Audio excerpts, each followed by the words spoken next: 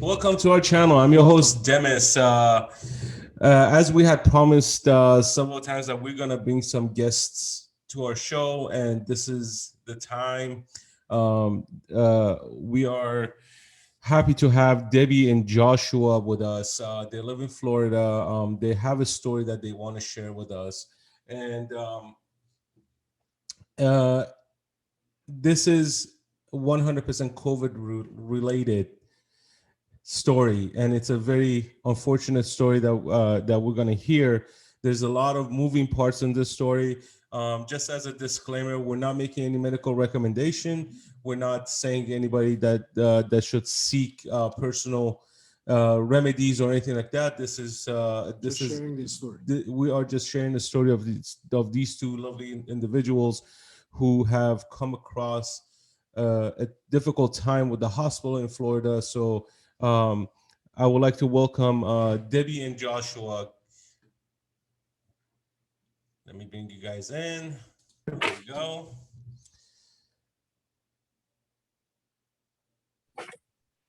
Debbie, Josh, welcome to our show. Welcome. Thanks for having us. Of course. Now, we share a mutual friend. I got introduced to you guys through a mutual friend. I don't want to say his name because he doesn't want to be. He wants to stay nameless at this point. No. But him and I, we go way back. He's actually my brother's close friend, and we actually became close friends as well. Do me a favor, introduce you guys and tell us a little bit about yourself and why are you guys here to discuss your story. My name's Joshua. This is my wife, Debbie. My brother was put in ICU from a hospital, and the main reason we're thankful to be on the show is just to bring some light to this and get the word out there what's going on. I never realized to the extent these things are happening, but when it's on your own doorstep, you unfortunately get to see a lot more than most times. And people need to realize and wake up, because it's going to affect everybody, and it's affecting a lot of people right now unjustly. There's a lot of people hurting. There's families that aren't allowed to see their loved ones, and this could be fixed, I believe, very quickly. I can only go by the evidence and the facts that I have and draw conclusions, but nothing makes sense, and there's too many contradictions for me to be at peace with the way things are right now. So Jason is your brother, am I correct? That's correct. So he's a 49-year-old individual, pretty healthy, very fit, 23-year veteran. He was a Navy chief. He is he's retired, a wife, 2 kids, and now he's hospitalized. He's from our past discussion, what we had is he had COVID-like symptoms, but when he did have COVID tested 3 times, he became negative. And the 4th time was when they say he's positive. But can you guys explain to us what happened that it got to that level that, was he feeling really, really ill? Was he not able to breathe? What was the start that got him to the hospital? So his main, he was feeling pretty poorly for about 3 weeks. In the last week before he was admitted, really approximately about 10 days, it got progressively worse, even to the point where an ambulance came to his work. He was throwing up. He was weak, and he characterized it as severe bronchitis. He had went to 2 different hospitals. The first time he had went, he was pretty certain that he had COVID just by looking at the different symptoms and comparing, and he really thought he had COVID. So he went to the hospital, one hospital, and they gave him a negative test. So he went back home, and he continued to get progressively worse. So he went to the hospital again, that same hospital, and he got another negative test. Well, he felt like something wasn't right at this time, because he was having a hard time breathing. He was having a non-productive cough, very weak.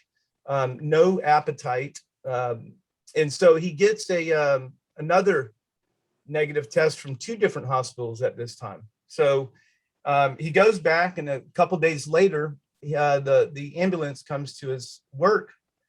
He's throwing up, very weak, very weak. So then they treat him, they give him electrolytes and different things like that, and send him back to work. He goes right back to work. Well, at this point, he's really starting to get concerned because it's not getting better, it's getting progressively worse. And so he goes back to the hospital. They give him a positive test at this time, and then they put him in, they send him home at that time with antibiotics, give him a sick thing, and tell him to stay at home and quarantine. And they knew he had fluid on the lungs at that time. And the other thing is that from the first time that he went in, they asked him if he was vaccinated. He told them he wasn't vaccinated, and I've got text and different things. Now, I wasn't there, obviously, but I've got his text telling me that they treated him poorly once he said he wasn't vaccinated. That they wouldn't give him the mononuclear treatment. There was a nurse specifically that he named and said she was going to give it to him, and then she came back and said she wasn't allowed to give it to him. So after that 3 days, it didn't get better. It got progressively worse. This whole time, it's just getting worse. So the ambulance comes to his house. His son Andrew had to pretty much argue with the EMTs to take him to the hospital. They weren't going to take him to the hospital. They said that he's not bad enough to go to the hospital. So he ends up going. They convinced the EMTs to take him to the hospital. They stick him on the protocols, which is remdesivir, high steroids, and different treatments like that with and the high antibiotics. And so I was getting more involved at this time. So everything before, I'm getting a picture as all this, he's like, I'm in the hospital and I'm getting involved. And I'm like, well, what's going on? And he had sleep apnea. So I was trying to ask him, did they treat your sleep apnea? Because they had him on high flow oxygen. So I said, are they getting you any treatment for your sleep apnea? Because if you're not getting something in the mouth, the oxygen's not going to saturate your lungs too well, because he sleeps with his mouth open and breathes through his mouth. So I tried that direction. I really didn't, he was pretty much interacting mostly with the nurses and whatnot. And he kept saying he was concerned. He was worried. They weren't really treating him. He felt like they were treating him poorly. He specified that he felt like it was due to not being vaccinated. And I said, look, just work with the nurses the best way you can. We're going to get you out of there. You're going to get better. And I'm just, trying to help him to be positive in this situation. But there was from that point on, once I engaged the nurses, I started to notice that the communication and the information I was getting was inconsistent. Now, I don't know, I'm not going to say that was intentional. I know they're under a lot over there. They're working, and from what they're telling me, they got a lot of people in the hospital at the time. But it was very difficult in the beginning to get information from them. So then he's in the ER for about 4 days. They've got him on remdesivir. That's what the protocol was. It was the remdesivir and Solumedrol and IV. I think that amount of IV, the saline, and trying to hydrate his body, from what he was telling me. And so they as things would go up and down a little bit, like he reported that things were getting better, then they would get worse. Get better, they get worse. Well, after about 5 days in the ER, he's telling me they wanted, was it 2 days? I'm sorry. I've got a lot of information. I'm trying to keep it all in the. I got a little bit on the date. She's got a little bit. He was admitted August 17th, right? Is that the August first? 17th. No, August 17th was his positive test. It was 3 days after. Home. Okay. He was admitted, or he went to ER on the 21st of August, and he was actually admitted to a room on the 23rd of August. Yeah, well, you see, she's good with the And time. he's in there ever since, right? Like he's Yes, been he's there. still there now. And but is he conscious right now, or is he? No, he is on a vent. He's intubated completely, has been for 34 days. And he's got a tracheostomy and a food peg in. Okay. So a week ago, I'll just fast forward through the whole experience to getting intubated. I felt like they really tried for about maybe a week to 10 days. They had him on a proning table. He was doing better. His saturation levels were at 45%, or I'm sorry, the vent setting was at 45% on the vent and 8 on the PEEP, which means that he's progressing to getting out of there. And I'm asking now I'm starting to do a lot of research at this time. I'm looking at different doctors, trying to find out what's the best to help him with. And we start noticing that budesonide steroids are what has pretty much been called the silver bullet by some physicians. And they've had very good results with it. So I'm like, hey, I'm talking to the doctor and can we do any of this? He said, we got to go by protocol. And that's what our hospital has handed down to us. And this is what we do. It's a standard protocol for all the patients. Okay. So they do the proning table for about 5 days. Isn't it about 5 days? It's a table they're able to turn him and see how he does being turned. The PEEP levels are good. Everything's moving in the right direction. Well, they take him off the table and they leave him on his back for 3 days. I asked the nurse, I said, he was doing well on the prone table. Why did we take him off? They never would give me an answer to that. And I said, well, is he still on his back or are you guys still proning him? She said, we'll start proning him. They start proning him. He starts to saturate better. Everything starts to move in the right direction. And so I'm telling family members and everything, communicating with everybody that's going on. That's one of the reasons I'm able to recall exactly what was being said and what was going on at that time. And so then he starts to do better. And then they give us a call. This is about, I would say 4 days after they start proning him. Something like, so after they had him on his bed. So I think it was about 2 to 3 days, somewhere in that. The weeks get a little fuzzy because it's been about 4 weeks. And you'll have to forgive me. A lot has happened and I'm trying to keep up with the exact. No, take your time. Take your time. I mean, this is So- what we're doing so you guys can. Yeah. tell us what happened. So we get a call from the doctor, his doctor, the one that's treating him. And he says, look, your brother's not going to make it through the night. He's not doing well. And so you need to get here and say your goodbyes pretty much. And so I'm asking a lot of questions and they just said, we've done everything we can. Verbatim, that's what he said. We've done everything we can, everything humanly possible to help him. He's not going to recover. So I reach his wife and his sons and they are able to go see their dad and their husband. And they visit and then we get a call and he's still making it through the next day. And they call me that morning, a different physician says, look, you want to get here because he's not going to make it through the day. So I take off, we drive 6 hours to get there. I get in to see him. I pray with him. I'm looking around trying to understand what's going on. And so I'm asking questions. And the first thing I noticed is I was getting a lot of resistance because I was asking. I didn't understand. It was completely I even told them, I said, I don't know. I'm not a doctor. I'm kind of ignorant and I'm trying to understand what's going on. They had him on I want to say about 8 bags of sedatives and a paralytic and high fentanyl. Wow. So I'm asking, why would you put him on all these sedatives and stuff if he's in a coma? It doesn't make sense to me. I'm like, if you're trying to get him off the vent, why would you have that much sedation? And their answer was because he's not tolerating the vent.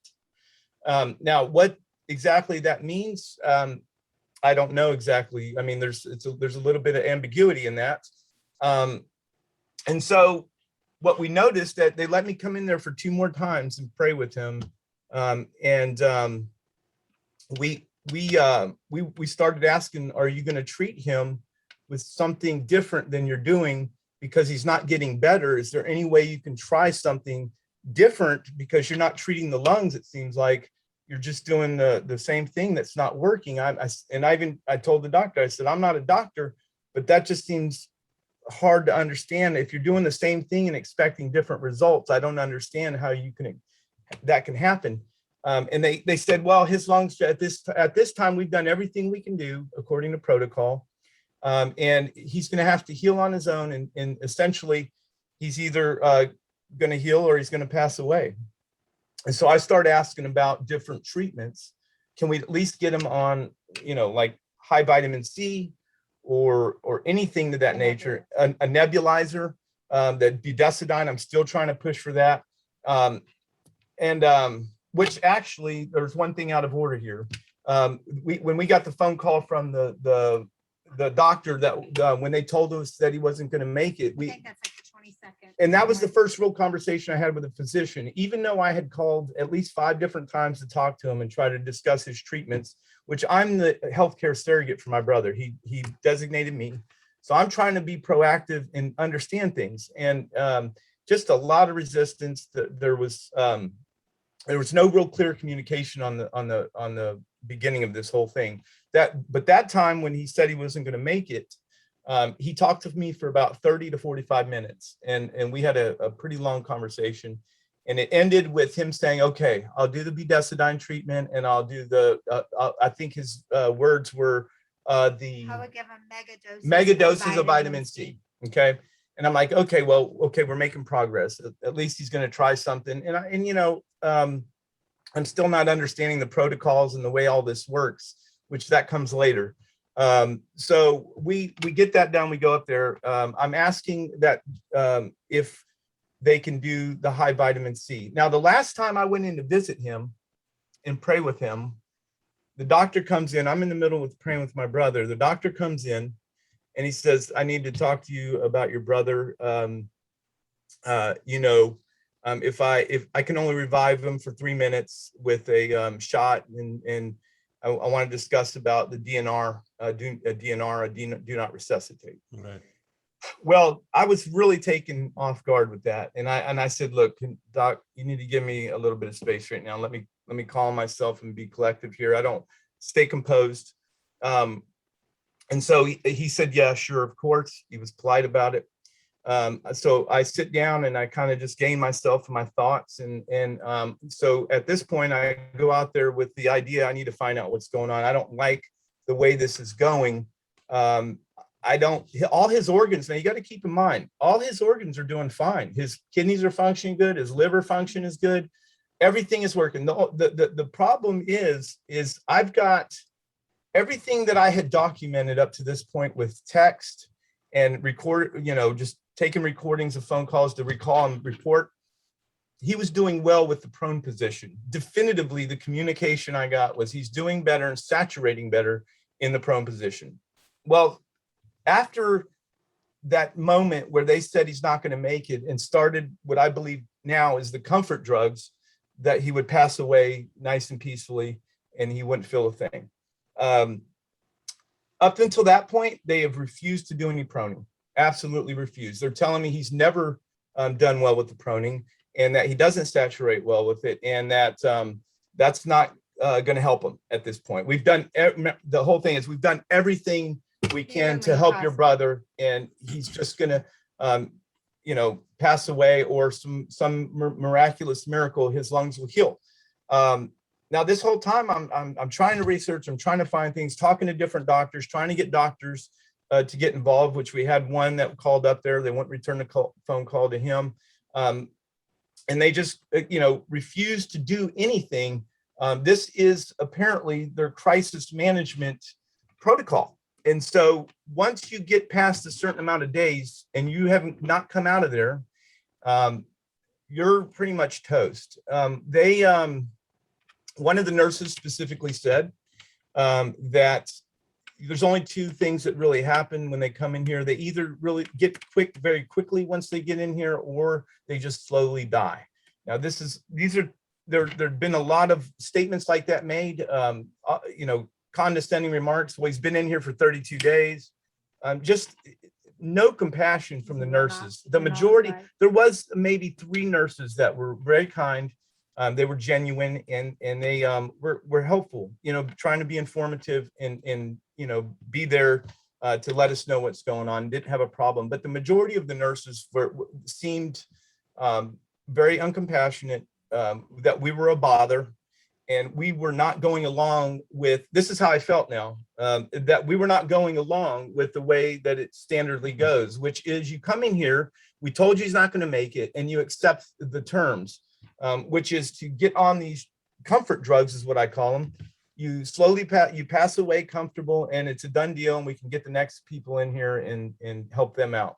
And so that's pretty much after that whole with the DNR situation. I go out there in the hallway, and I said, "Well, I asked the doctor. I said, well, how's his lungs? Do you have an X-ray that I can look at his lungs?" And I asked him. I said, "Are they completely whited out?" Because I'd looked at an X-ray prior to that and noticed that they weren't completely whited out, but they were in pretty bad shape from the X-ray that I saw. And so I asked him that. He said, "Yeah, they're completely whited out."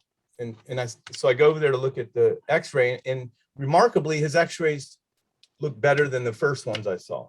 Okay. The left lung was actually more darker than it had been the first time. So I was encouraged. I was like, man, this is a good thing.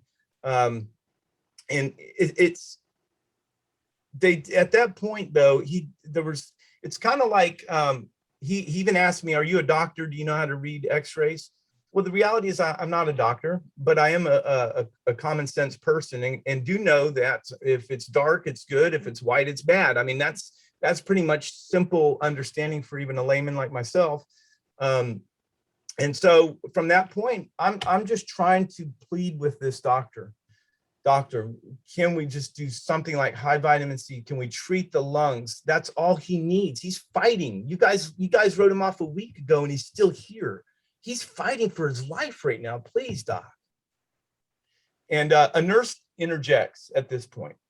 Now, I'm not talking, did say one word to this nurse. She starts getting, and she is like pointing at me and talking to be honest, I didn't even hear what she said exactly, but I turned to her and I said, "Look, ma'am, I don't want to talk to you. I'm talking to the doctor." She keeps talking, and I told her again, "Look, I'm not trying to make this an argument." And she keeps on coming at me. And so finally, I start talking to the doctor. She said, "Fine, you need to leave then." Well, I'm not leaving until I talk to the doctor. And I just ignored her from that point. And she said, "Fine, I'm calling security." Oh yeah. Yeah. Actually, and listen, I have all this down to, I have it to where I can recall it off a recording to protect myself at this point, because I was very concerned about the way things were going, that I could write it in a report and recall it word for word. And I even let my wife listen to it to make sure, when you're emotional, sometimes you are a little bit elevated in your voice, which there was points where I was. But I was never yelling, I was never rude, and I never screamed at anybody. And the one time that I thought that I could have been out of order, like maybe a little too elevated, a little too impassioned about my speech, I apologized. I said, "Look, I'm not trying to be ugly, but I'm fighting for my brother's life right now, and I don't feel like you guys are doing everything you can to help him right now." And so they call the 2 security guards up there, and I'm still talking to the doctor. We're having a cordial conversation about everything. I'm asking them information. They stand there and wait. They don't force me out or anything. They were actually, the security guards were really nice. I had a conversation with them on the way out. But the nurses is where I think there's a real breakdown between the patients and the nurses. And I noticed after assessing everything, just looking at it and dealing with them, I kind of got an idea what's going on. So I leave the hospital at that point, and it's pretty conclusive that they are not going to let him try anything outside of laying on his back and sitting there and either dying or somehow getting better with no more treatment. There's no more treatment is what they're telling me. We can do nothing else for your brother. They won't let us try high vitamin C or anything. Even like ivermectin, which I'm seeing a lot of reports that's helping a lot of people. Why can't we try that? I asked the doctor about that, and he said, even if I wanted to give it to him, which I don't, and he went through a list of what reasons why, because it's a horse parasite remover and all these other things, which I looked into. That's not true.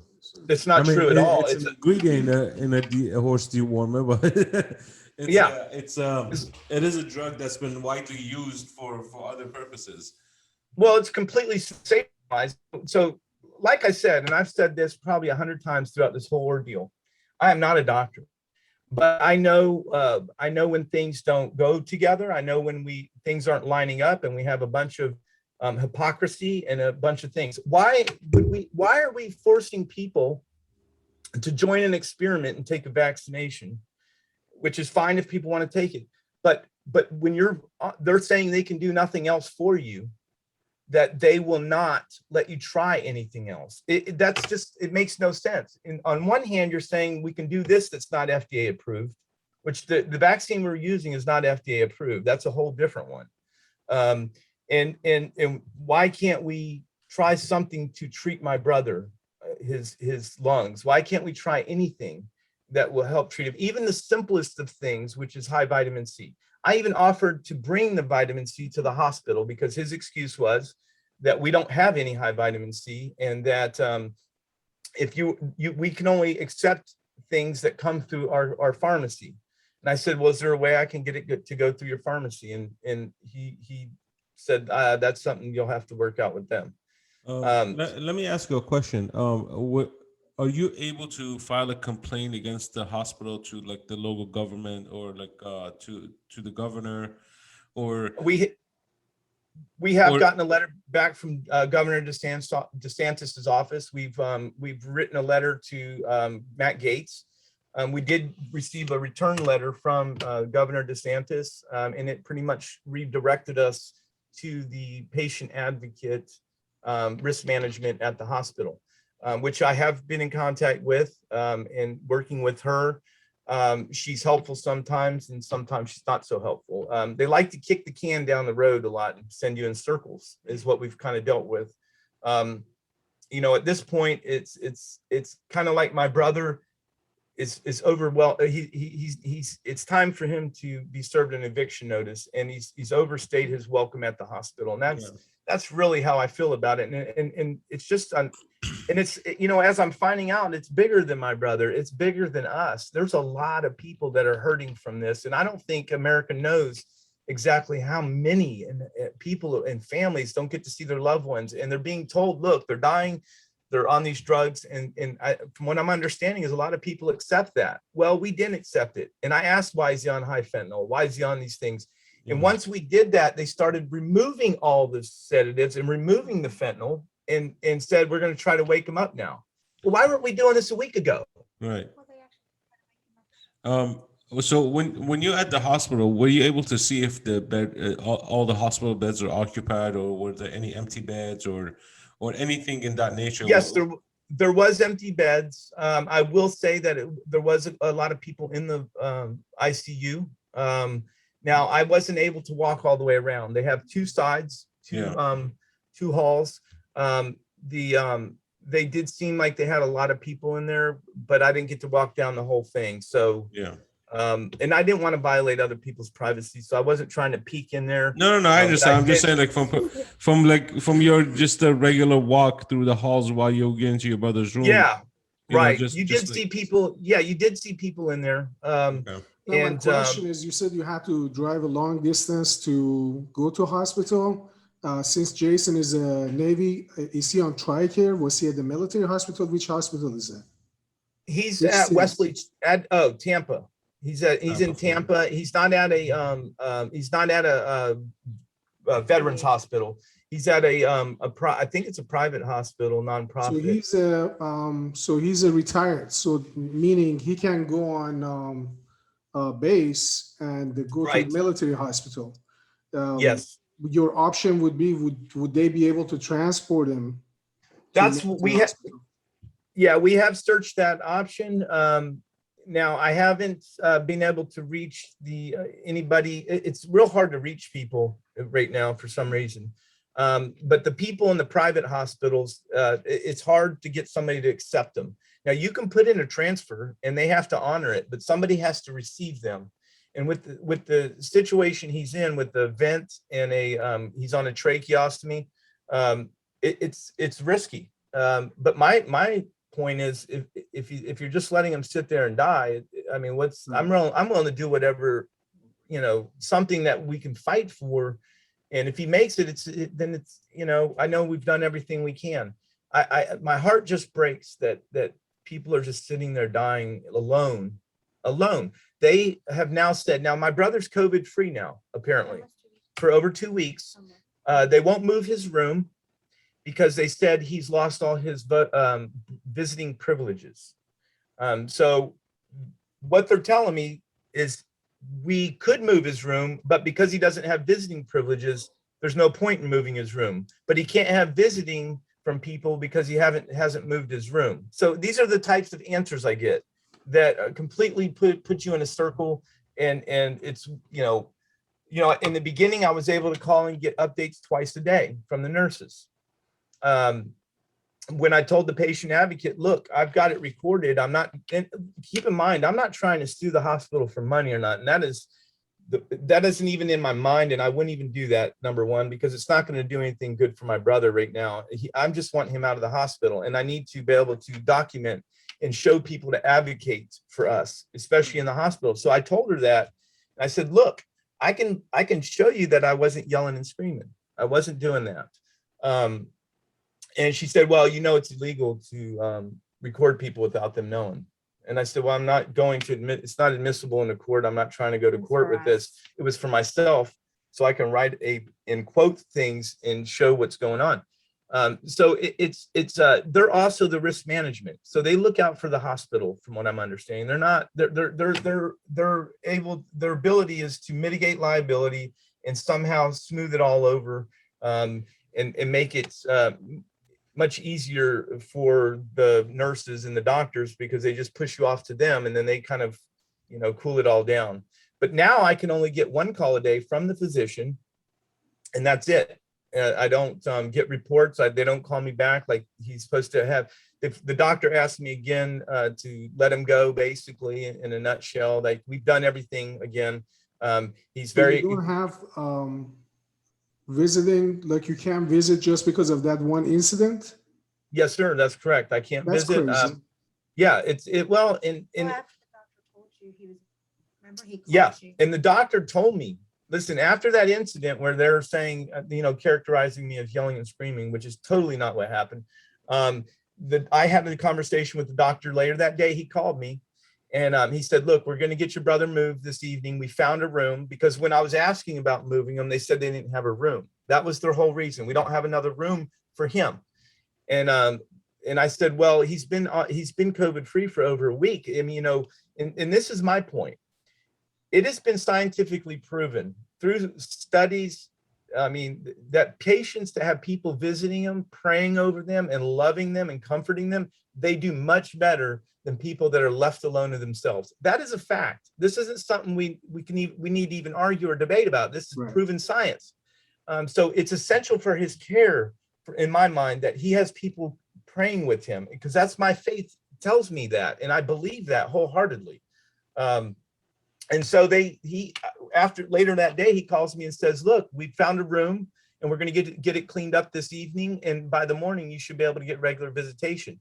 Well, he leaves on his week off. And now I'm dealing with a new doctor and patient advocate. And the nurses are saying, we don't have a room for him. And you've lost all the visiting privileges now. So now the thing is, other people are able to visit him, his family? Yes. Me, I would be there right now if I could visit them, but I can't do anything. So I'm 6 hours away. So nobody, Jesus himself couldn't visit him according to them right now. He can't get visitors. So his immediate family member, his wife and sons can't visit him? No, why can't they visit? Because he's lost, this is all they're telling me. He's lost all visiting privileges. That's like crazy. From anybody.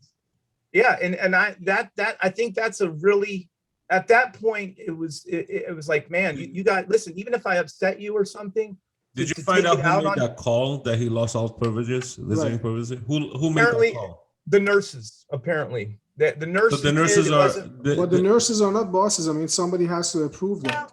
This is what I've been advocating. I wrote an email out again today, because the patient advocate lady told me that she would look into this and at least try to restore my visiting privileges, because I'm the patient advocate, and they would try to do that, and I can't get her to respond to that. She just says it's under She says it's investigation. under Even if they have investigation. issues with you, I mean, that doesn't make sense that they wouldn't. It doesn't. Yeah. Yeah, there's a lot of things I can't make sense of in my mind that makes sense to the whole situation. Like I don't like to. I don't have a suspicious mind and think that everybody's against them. I think they're bothered by the whole situation, and it's not going the way they think it should. And that I really, honestly, after looking at everything, they feel like I just need to let them go. And I've asked the doctor. I said, look, but the problem you got to understand here, I wouldn't have a problem letting my brother go. I honestly would not. But I'm fighting for my brother. He left me to fight for him. Now I've got text and everything else and all the information, and what kind of brother, how am I supposed to live feeling like I didn't do everything in my power to fight for him? And, right. and now at this point, to be frank with you guys, it's not just fighting for my brother, it's fighting for everybody. Now, everybody needs to understand this. This is serious. And there is a complete breakdown in what's going on and people understanding the seriousness of this. And so I believe it comes from the NIH CDC. This is what they keep telling me. It comes down from the NIH CDC, WHO, all those big institutions tell the hospital admin what they should be doing. Well, the admin, they pretty much tell the doctor what he can do. And then the doctor gives the treatment to the nurses, and they're the ones directly dealing with the patient. So when you're trying to get information, you're dealing mostly with nurses in the beginning. And so you're not really having much say-so in the care.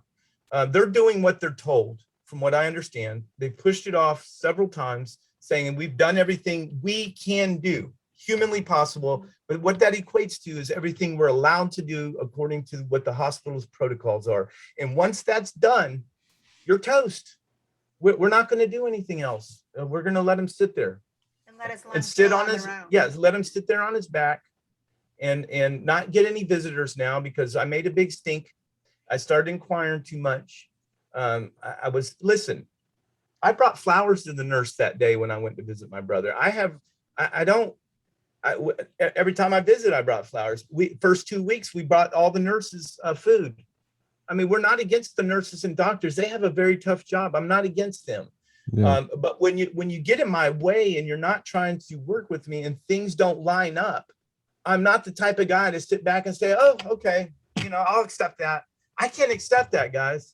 I can't accept what's going on. Something doesn't make sense here.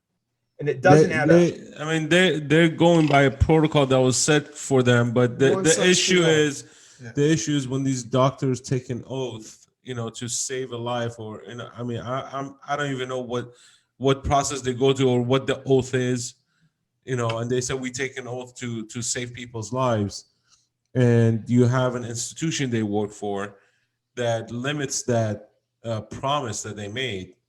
Yes. Morally, I don't think it's right. And No. the fact that they're not even letting his wife and kids with. I mean, at this point, how old are these kids? 24 and 16. Yeah, so they're adults. I mean, yeah. At this point, it's not fair for those kids not to see their dad, It's because they're gonna, God forbid, if anything happens to him, and they don't get to be with him while he's still there, they're gonna be crushed. They're not gonna they're not gonna take that lightly. Even his wife, even you, and even you guys. Yeah. I mean, it's an unfortunate thing, and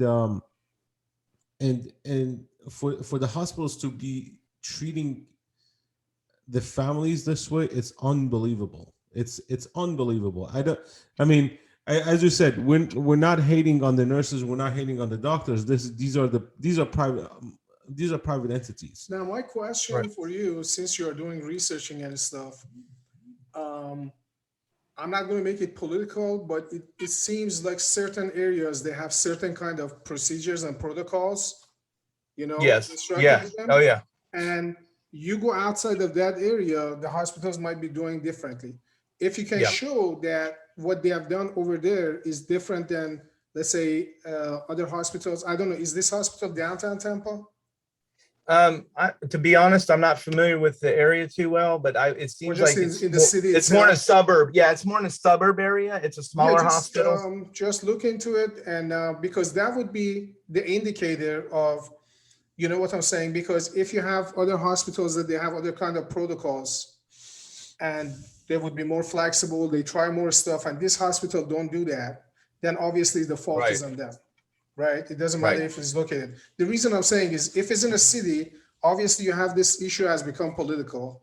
So they might be saying this. The thing which was alarming to me from the beginning, because I've been following this obviously since started our background, since we were, our family members back in Iran and all that. My entire family members from young to old kids, everybody had it. One thing that is different over there than over here, as soon as somebody tested positive or had symptoms, they receive treatment. They don't tell people to go home and wait until you're on your deathbed and come back over here and be hospitalized. Not even giving you, at the beginning for the first few months, I think it to me was intentional. I don't see any way that somebody has symptoms or just has the positive case and they don't even give anything that might help, right? Vitamins, anything, antibiotics, anything that they would help. It seems like it was intentionally, they just want to make people to just get worse. And then by the time you get to hospital, then obviously that's a different ball game. It's much more dangerous situation. Even within my family members, those that they treat right away, no problem at all. The ones that they've waited a few days, then they had it like 2-3 weeks, kind of like a rougher time. They still overcame it. They received treatment and all that. But it's not just, one size fits all, so to speak. No, you're absolutely. That's an issue in that hospital. Everybody's different. So if they just, this is a protocol and we are not going to do anything else no matter what, then if that's a protocol, then you have to make a comparison with other hospitals. If other hospitals surrounding area, they don't have that protocols, then you have to find out who is behind that protocol. Right. Who are responsible for That's the CDC. I mean, if they're saying NIH is giving the direction, that it has to be a standard. Then you got to call Fauci, I guess. So because he's funding them. So well, remdesivir as we're finding out, it's not a good drug. It causes major edema and other problems. How it got approved, I have no idea. But if you look into that, it's a horrible drug. It's not even neutral. It's almost bad for you. But I think there is some politics going on here.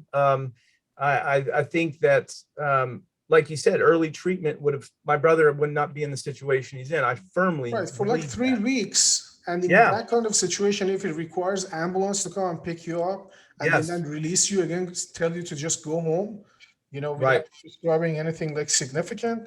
I mean, that's then what are they good for? At any point, did they think that he might just have pneumonia? Well, that's what honestly, that's what I'm thinking he may have had is pneumonia or a severe bout of the flu.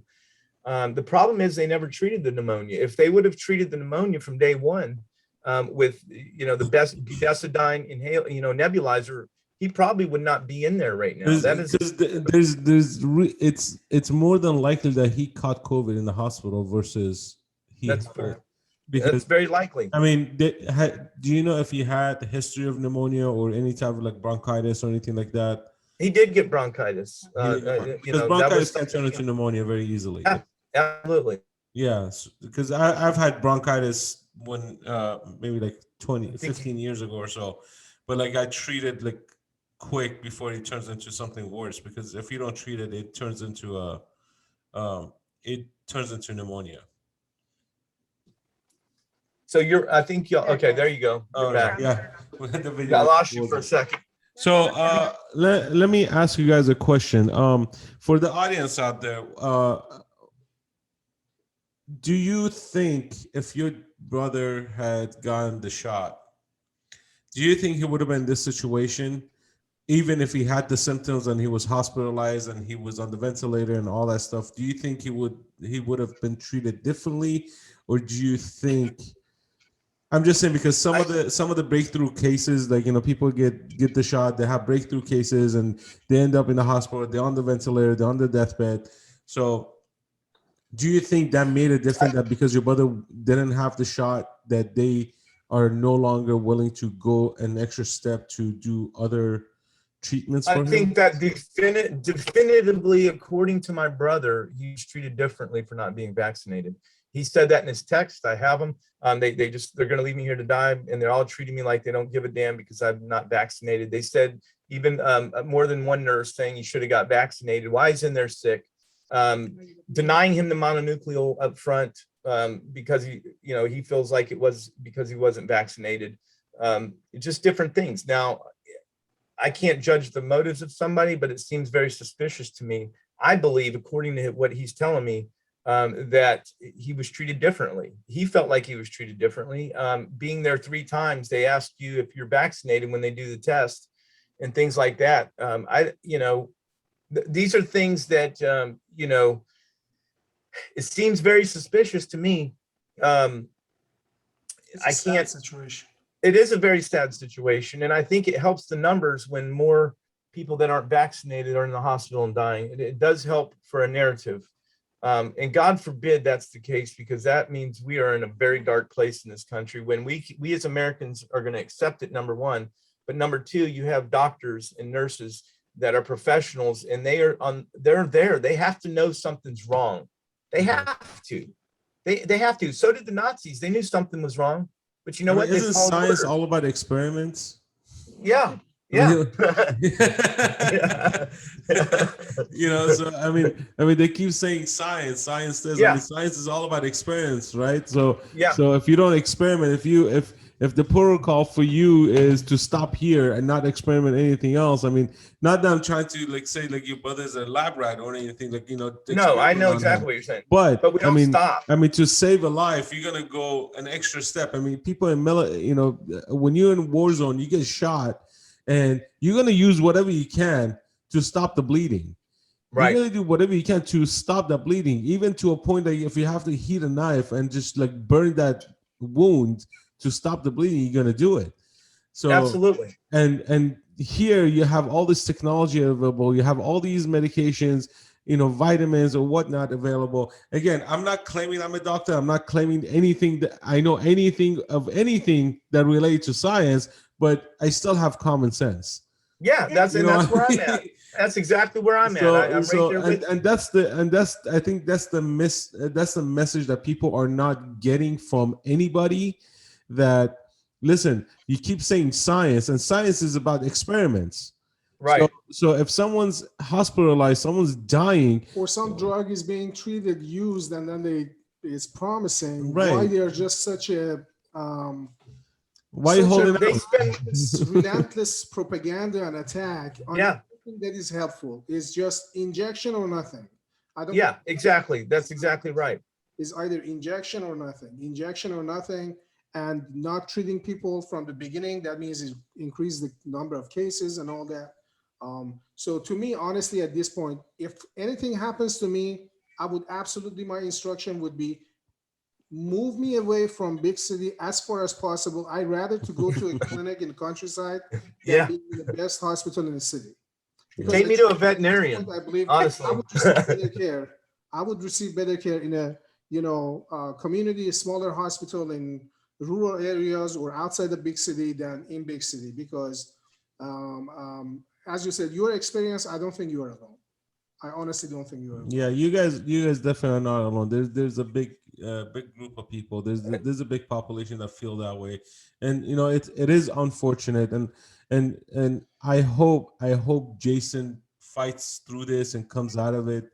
And which would be an incredible story. Yeah, it'll be an incredible story, and when that happens, I will bring you guys back on just to do the follow up. And I appreciate that, and the fact that when he comes out, I'm not gonna say if, I'm gonna say when. I appreciate when that. he comes out, he's gonna have a long road of recovery ahead of him, but yes, sir. It will show that he went in there for possibly a different symptom and ended up and turned into something else. Yes. Yes. So I believe that. So Absolutely. again, I'm not making any claim because, I don't want YouTube Definitely to, question. I don't want YouTube to start, making us get another strike because we already got a strike. So disclaimer, we're not making any claims. This is just opinion. But you know what? We are praying for you guys. I think your video just froze, so we'll give it a second until it comes back. Let's see if it's gonna come back. Here we go. There you go. All right. You're good. So our prayers with you guys. I hope Jason comes out of it, and when he comes out, we're gonna bring you guys back on here to share the story. Send our loves to his wife and kids. We will definitely pray for do that. him, and to the audience out there, be cautious of your surrounding. I'm not gonna tell you to get the shot or not. This is a personal choice. You do however you want to do it. The shot seems to be effective towards some people. Some people don't like it, don't want to take it. Whatever the reason is, consult with your physician and see what they say. And thank you for coming on our show, guys. I appreciate it. Thank you for sharing your story with us. And hopefully within the next few weeks we'll have you guys back on to tell us how Jason is doing and tell us like how his recovery is going to go and all that stuff, and we will pray for him. I really appreciate what y'all are doing and giving us a platform to be able to get the story out. I hope that people can take. I wish I had all the information I have now when he first went in. I would have probably fought to get him out of there quickly if I'd known everything that I know now. But if people, I think you hit the nail on the head. You got to get early treatment. You have to. There's so many things out there right now that we know are working. Ivermectin being one of them. Hydroxychloroquine. You have continents or whole areas in India with 240 million people that are virtually COVID free because of using their own protocols that don't include what we're doing. We've got to pay attention. People've got to wake up and be accountable to their own healthcare. Stop letting these people tell us what we need when we have to be involved in proactive in our own care. Stop trusting what's being told to you and go do your own research. Look into it. And that's what I would caution everybody. Go do your own research and be thorough in it and look at the testimonies out there, what's going on in the world today. It's a sad situation because the trusted institutions that we had trust and the occupations that they had respect, like physicians and medical professionals. Now, if we can't even trust those, if we get to the point that people don't even trust and respect them, I mean, already everything has been falling apart. I mean, what else left, right? Yeah. And all this like a misinformation propaganda that they're bashing people in, making fun of all this drug and stuff is not going to be effective when they are hospitalized. Of course not. I mean, you have to use it before you get to that point. Right. It would be if you're like, you're past the point of no return. Of course, that medicine might not work at all, but you have to do it at the beginning. But if they don't prescribe it at the beginning, what can you do? I mean, we don't have the pharmacies at home. You just have to be able to prescribe, and then they prevent the doctors from prescribing something that might be helpful, and then causing the situation worse. And then when the situation is worse, that they want to do all this totalitarian, godless, well, they're vilifying agenda. the people. They're vilifying the physicians that are standing up, and they're actually auditing them now, actively auditing them for overprescribing ivermectin.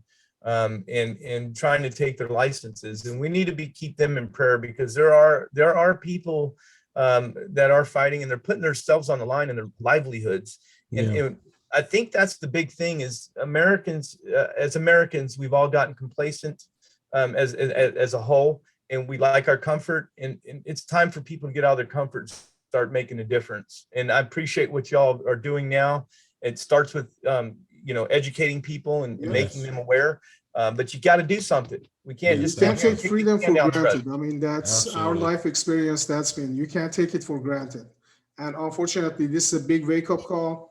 Good news that I can share, probably you heard, is with all this like a mass protest all over the Europe and other countries, Norway, Sweden, Denmark, Singapore, and some other countries, they dropped all requirements. No vaccine passport, no this garbage.